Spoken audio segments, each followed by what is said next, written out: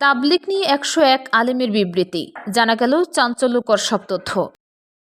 আজ দুপুরে জাতীয় প্রেস ক্লাবে তাবলিগ ও বিশ্ব ইজতেমা নিয়ে একটি চিহ্নিত রাজনৈতিক দলের নেতাদের সংবাদ সম্মেলনকে তাবলিগের আভ্যন্তরীণ বিষয়ে অনধিকার চর্চা ও দেশের জন্য অশনি সংকেত বলে মন্তব্য করেছেন জাতীয় কওমি মাদ্রাসা শিক্ষা বোর্ড বাংলাদেশের সাথে সংশ্লিষ্ট দেশের শান্তিপ্রিয় শতাধিক শিক্ষাবিদ উলামায়ে কেরাম।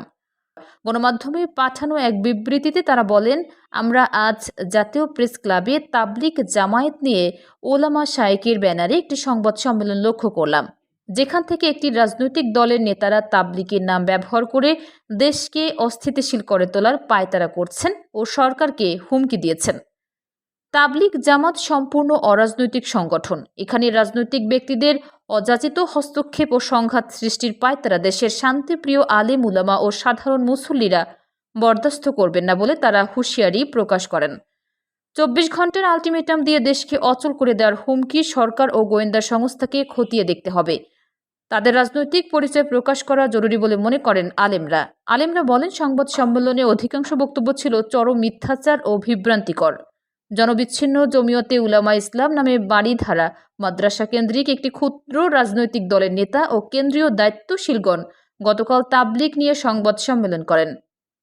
এখানে খোদ তাবলিগের আলমী সুরা ও কাকরাইলের কোনো মুরব্বীও ছিলেন না। জুবায়েরপন্থীরা কিছু রাজনৈতিক দলের নেতাদের ব্যবহার করে তাবলিগের কার্যক্রম জবরদখল করছেন। আজকের সংবাদ সম্মেলনে লিখিত বক্তব্য পাঠ করেন জমিয়তে উলামা ইসলামের কেন্দ্রীয় যুগ্ম মহাসচিব ফজলুল করিম কাশেমি।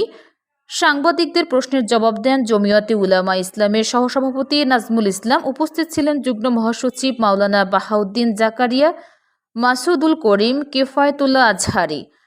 আলেমরা বিবৃতিতে জানিয়েছেন, জমিয়তে উলামা ইসলাম নিজেরা ৫ ভাগে বিভক্ত হয়ে এখন এসেছেন তাবলিগকে খবরদারি করতে। এই রাজনৈতিক নেতাদের তাবলিগ নিয়ে উচ্চাবিলাসী বন্ধ না করলে তাদের উস্কানিমূলক বক্তব্য দেশে ভ্রাতিঘাতে সংঘাত ছড়িয়ে পড়ার আশঙ্কা করা হচ্ছে।